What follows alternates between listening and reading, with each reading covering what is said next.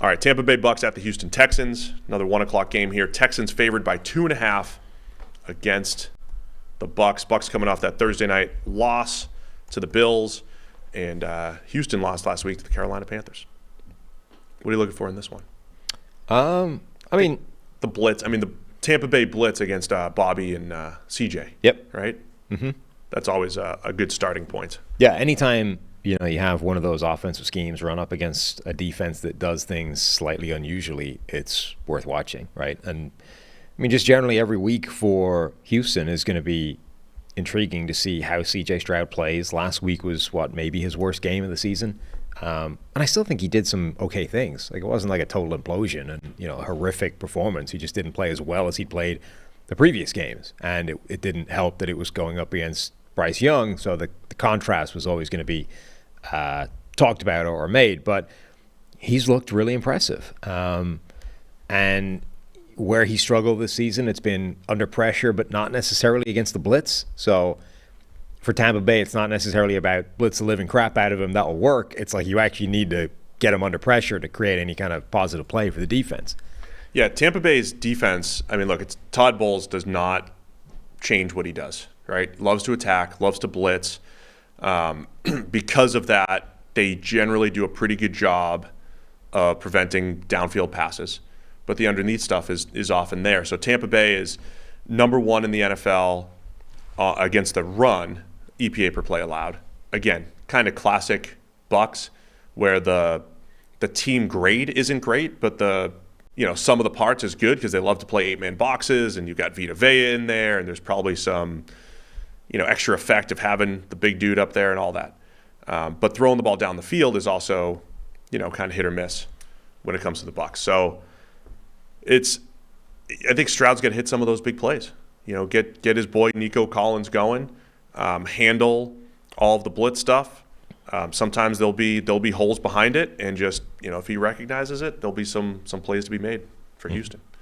Other side, we have just a lot of inconsistency from the Bucs offense for the second straight year. They showed signs of life earlier in the year and doing some good things, running more play action, getting Baker Mayfield out of the pocket. But I think over these last few weeks, it's felt a little, if Mike Evans isn't making a big play, there's been a couple big plays from Mike Evans, a couple big plays from Chris Godwin. Other than that, it's just really inconsistent. Baker's going to, break free and, scramble here and there, make a few throws, but he's just missing too many passes down the field, and that's why you've got one of the worst offenses in the league right now. Yeah, Houston's defense is interesting to watch as well. I think you're starting to see the emergence now of like a young core, nucleus that can go forward and be that defense, and the sort of collection of random misfits and low-level impact signings that they've been making have actually started to show up.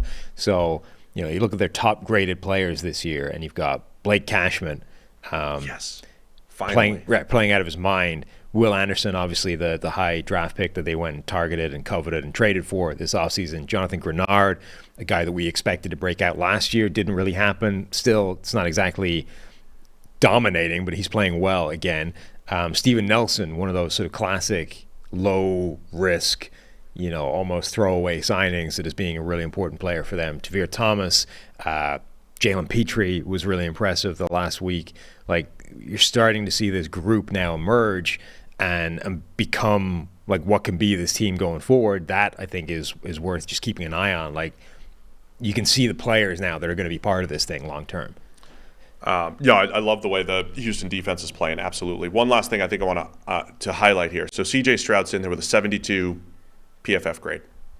That's, let me get the sort right, 18th, 19th, 17th in the NFL.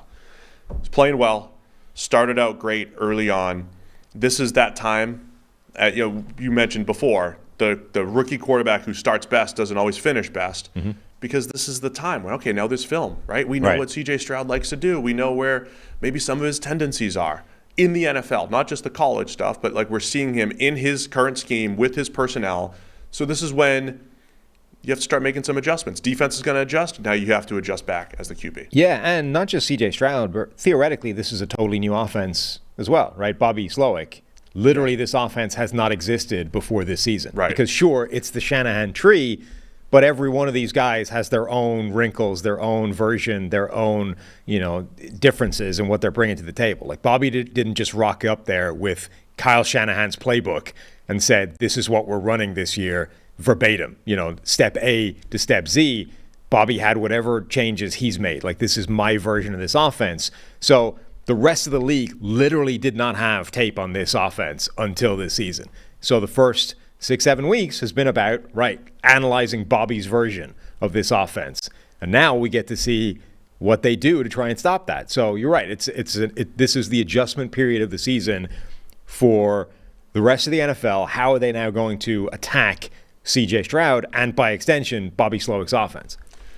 Both teams are 3-4. You see, by the way, since we're, it's already a long show, what the hell? Let's get into it. Yeah. Bobby, Mr. I'm not going to do your guy's show until I'm a head coach, right? He's out here talking to Schefter on Schefter's podcast. He was on the podcast? He was on Schefter's podcast. What the hell's with that? Text him right now. I'm going to text him right now. Text him. You should phone him up. Put him right on the show. Yeah. You said you weren't going to be on the show, but now you are. Now you're live on the show, and there's nothing you can do about it. I know Bobby. Except hang up the phone and block you. Bobby would never screw us over. You say that. Houston PR. And yet all the evidence appears to be Bobby screwing us over. Like Schefter doesn't even know you. I know. I'm kind of wondering, you think it's because, there's no conflicting emotions with Schefter. It's just he's insider man. He's going to be asking me standard questions that I can tell him yes or no, and I can evade answers when I need to evade answers. With you and me, it's like, I know these guys. I don't want to lie to them. I don't want to do an Arthur Smith and tell them one thing and then the next thing happens, Maybe he's conflicted by that. He doesn't want to lead us astray to answers we might ask. Questions we might ask, rather. Yeah. Well, we'll see what he comes back with here. Unbelievable. Yeah, that's annoying. I was going to try to highlight. So they're both 3-4, but the Texans are a couple games out of first place. The Bucs are a half game out of first. The Falcons are 4-4. Saints are 4-4. Bucs are sitting there a half game back at 3-4. I was going to say, if the offense bottom 5 in points scored this year per game, if Baker Mayfield doesn't, I don't think he's the problem there necessarily, but I do wonder if they ever try to go the Kyle Trask route. If they want to see what he has at some point this season. See what happens. Not a chance. All right, Texans by 2.5. Where are you going? Yeah, Houston. Buying it. Although, now that I understand that PFF Bobby's screwing us, maybe I want to go somewhere else. Yeah, I'm going to take the Bucs. I'm taking the Bucs now that I know that he went on Schefter's podcast. That's my answer. Yeah.